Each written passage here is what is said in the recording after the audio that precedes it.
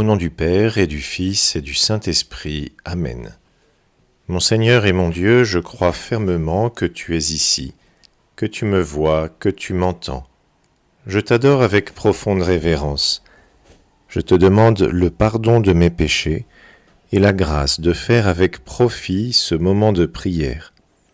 Ma Mère Immaculée, Saint Joseph, mon Père et Seigneur, mon ange gardien, intercédez pour moi.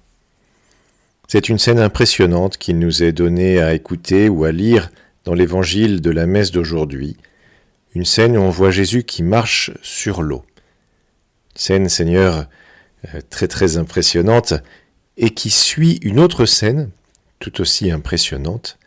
Le moment où toi, Seigneur, toi Jésus, tu as multiplié les pains et les poissons et tu as nourri 5000 personnes. Et Jésus, ce qu'il va faire après cette multiplication est aussi quelque chose d'impressionnant. Écoute ce que dit saint Marc.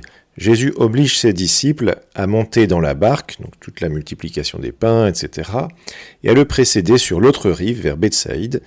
Donc Jésus prévoit de rejoindre ses disciples à un autre endroit, mais il les envoie en barque, pendant que lui-même renvoyait la foule. Donc toi, Seigneur, tu t'occupes de renvoyer la foule qui est là.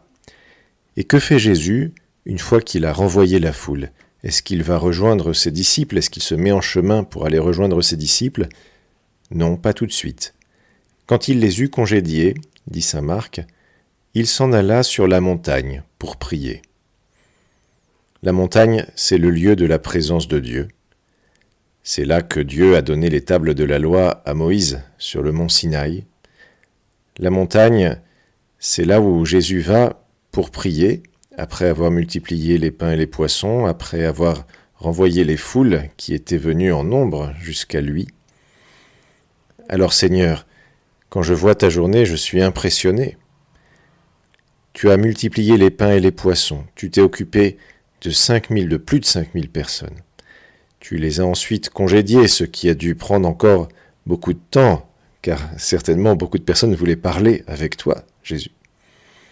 Et après cela, après cette journée fatigante, qu'est-ce que tu fais? Est-ce que tu vas te reposer? Non, pas tout de suite. Tu vas t'entretenir avec Dieu, ton Père.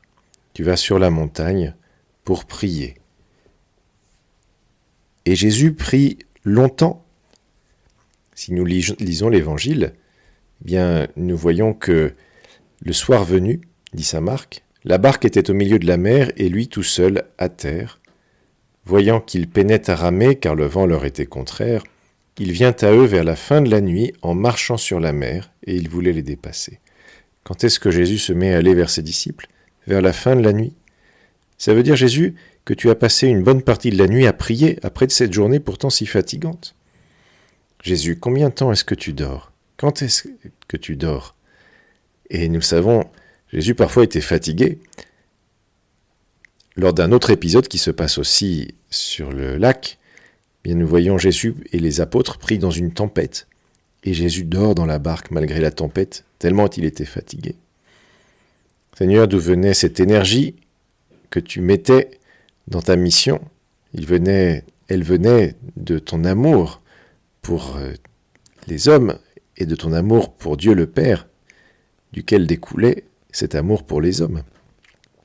Jésus, donne-moi ce même amour.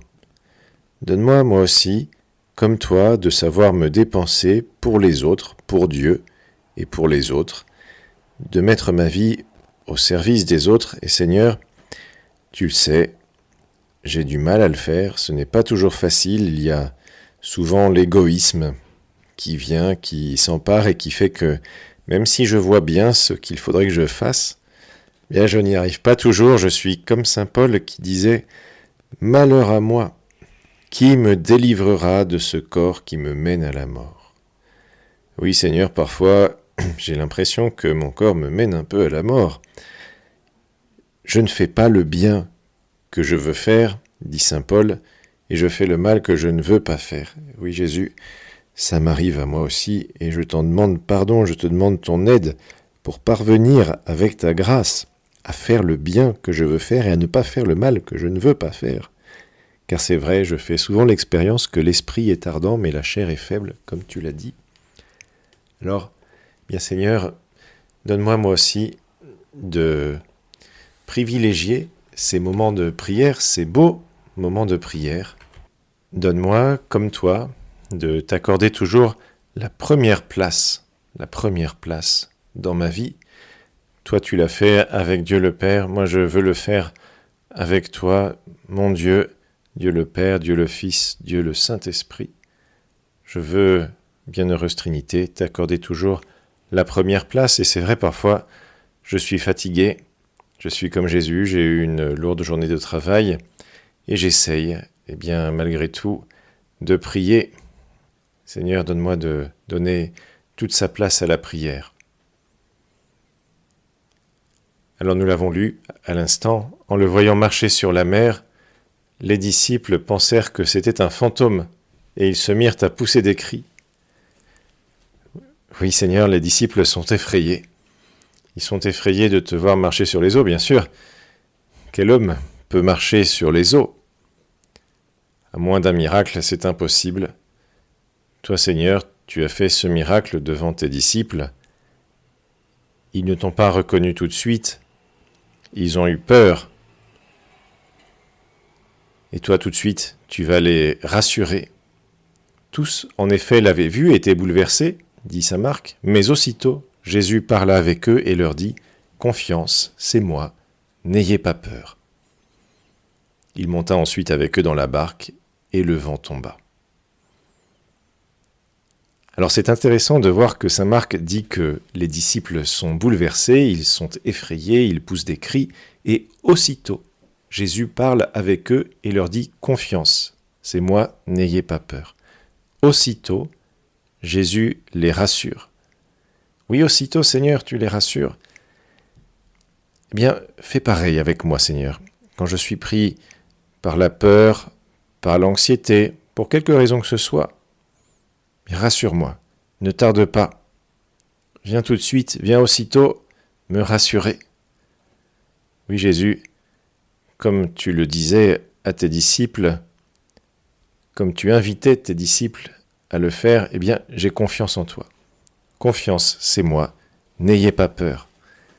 Non, Seigneur, je n'ai pas peur, justement parce que j'ai confiance en toi, je sais que tu es tout-puissant.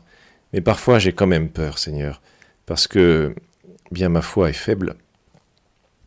Alors, quand ma foi est faible, Seigneur, viens la renforcer. Aide-moi à me souvenir que tu es tout-puissant, que je suis ton enfant bien-aimé, que rien ne peut m'arriver de grave, parce que je suis dans tes bras et que les choses graves qui pourraient m'arriver, c'est justement quand j'oublie que tu es tout-puissant, quand j'oublie que je suis ton enfant bien-aimé, quand je pense que je suis spirituellement un adulte alors que devant toi, je suis un tout petit enfant, quand je pense que je suis autonome, que je n'ai pas besoin de toi, Seigneur, c'est là que les malheurs arrivent. Mais quand je n'oublie pas tout cela, tout va bien, parce que je suis dans tes bras.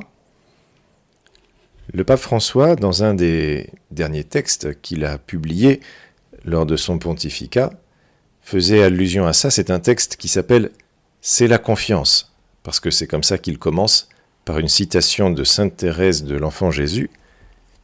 Ce texte est sur sainte Thérèse de l'Enfant Jésus, et en particulier sur la confiance. C'est la confiance, et rien que la confiance qui doit nous conduire à l'amour, disait sainte Thérèse. Et le pape nous invitait les chrétiens, à vivre cette confiance.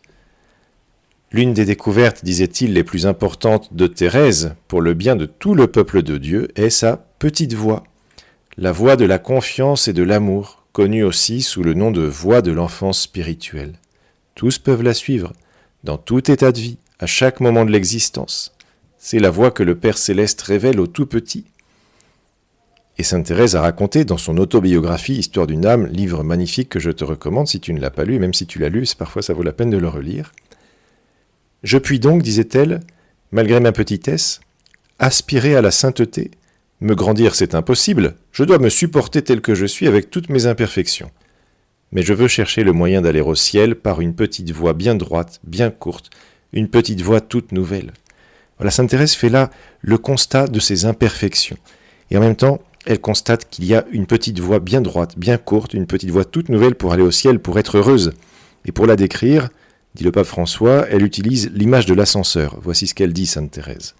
L'ascenseur qui doit m'élever jusqu'au ciel, ce sont vos bras, ô Jésus. Pour cela, je n'ai pas besoin de grandir, au contraire, il faut que je reste petite, que je le devienne de plus en plus. Petite, dit le pape François, incapable d'avoir confiance en elle-même, mais confiante en la puissance aimante des bras du Seigneur. Oui, Seigneur, eh bien c'est ce que je veux, moi aussi, incapable d'avoir confiance en moi-même d'une certaine manière, mais confiance en la puissance de tes bras, en la puissance également de l'intercession de ta mère, qui est aussi ma mère, la bienheureuse Vierge Marie. Je te remercie, mon Dieu, des bonnes résolutions, des actes d'amour et des inspirations que tu m'as communiquées dans cette méditation. Je te demande de m'aider à les mettre en pratique. Ma Mère Immaculée, Saint Joseph, mon Père et Seigneur, mon ange gardien, intercédez pour moi.